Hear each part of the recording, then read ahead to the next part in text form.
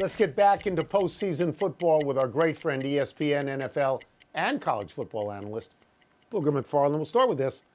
Excuse me. Lions defensive coordinator Aaron Glenn said, this is a direct quote, "We expect to do a really good job this week against Jayden Daniels," unquote. Is that what you expect? Well, Tony, at one point in my life, I expected to have hair and a six-pack, but it hadn't quite worked out that way. Sometimes life doesn't work that way. So if you're Aaron Glenn, it's okay to have expectations. I think the reason he's confident is because of that building. That place is going to be rocking. Like, Detroit has been waiting on this a long time, and I realize that the defense has been banged up, but Anzalone is finally back.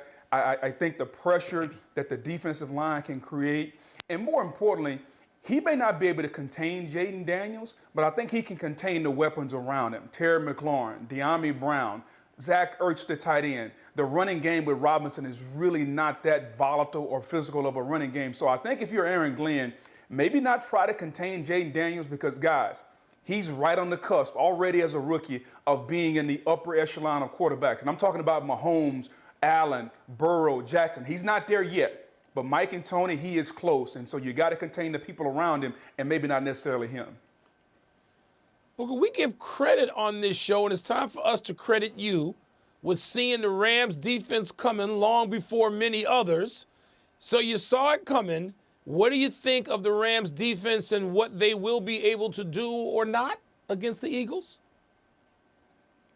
Yeah, Mike, I saw it coming because I saw a bunch of guys that were young, that were hungry, that were athletic. When you talk about Byron Young, Jared Verse, Braden Fisk, I can go on. And it's the cheapest defense in football. Let me repeat that. The cheapest defense in football, so that they're going to be together for a while. But what I saw is a team that is super athletic. And they're going against a Philadelphia Eagle offensive line that they've already seen. The last time they saw him now, Saquon Barkley rushed for 255, and the Eagles as a team had over 300 yards. I think that will benefit the Rams this time. They will know what to do against this huge offensive line because the Eagles' offensive line, like the smallest guys, like 6'5" and 320 pounds.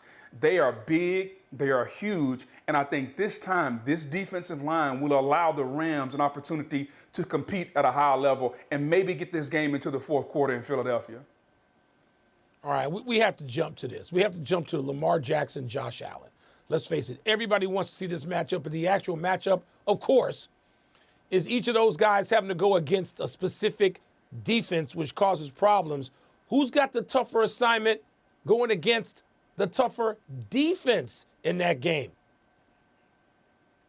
I think it's got to be Josh Allen and the Buffalo Bills against this Baltimore Ravens defense. When you talk about Matabike and Van Noy and the guys that they have at the second level that can come and Humphrey in the slot, they play tenacious, ferocious defense. And if you're Josh Allen, remember, there's no Stephon Diggs. So it's kind of receiver by committee, whoever is open, whether that's Shakir, whether that's Cooper out of the back, Cooper out on the outside.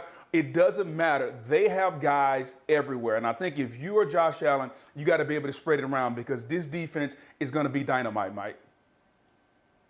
We will get you out of here on this, and we're going to go to college. College title game is on Monday. Wilbon believes that Ohio State is going to beat Notre Dame with ease. Is that how you see it as well, Booger?